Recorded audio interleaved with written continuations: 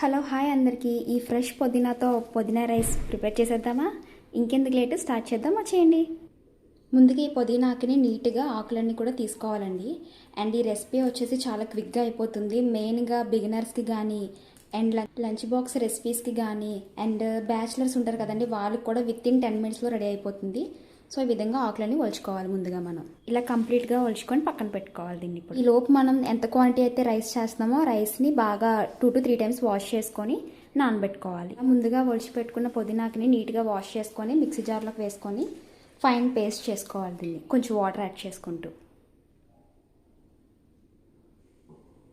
ఇప్పుడు ముందుగా stove on చేసుకొని దానిపైన కుక్కర్ పెట్టుకోవాలి. క్విక్గా అయిపోవడం కోసం నేను ఇక్కడ ప్రెషర్ కుక్కర్ అనేది యూజ్ చేస్తున్నాను.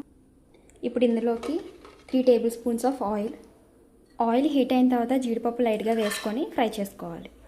ఇలా ఫ్రై అయిన వాటిని తీసి పక్కన పెట్టుకోవాలి. ఇప్పుడు ఇందులోకి నేను చూపిస్తున్న స్పైసెస్ అన్నీ కూడా యాడ్ చేసుకోవాలి.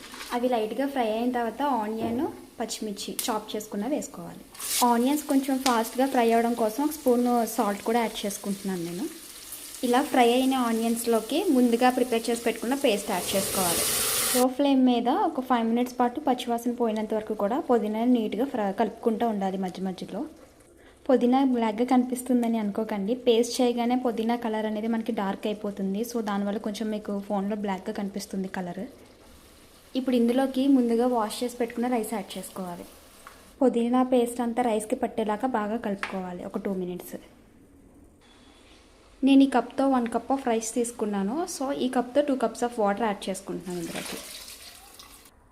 ఒకసారి ఈ స్టేజ్లో సాల్ట్ అనేది చెక్ చేసుకోండి. సాల్ట్ సరిపోకపోతే కనుక కొంచెం యాడ్ చేసుకోవాలి. అండ్ కొంచెం కొత్తిమీర. దీన్ని బాగా కలుపుకొని ఒకసారి 3 whistles వచ్చినంత వరకు కుక్ చేసుకోవాలి.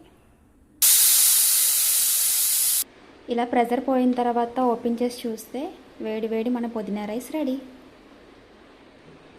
ఫ్రై చేసిన జీడిపప్పు యాడ్ చేసుకోవాలి. ఎంతో క్విక్ అండ్ ఈజీగా అయిపోయిన మన పుదీనా రైస్ రెడీ. మీరు కూడా ట్రై చేయండి. ట్రై చేసి మీకు ఎలా కుదిరిందో కంపల్సరీ కామెంట్ చేయండి. Please do subscribe to my channel. Thanks for watching. Do follow for more.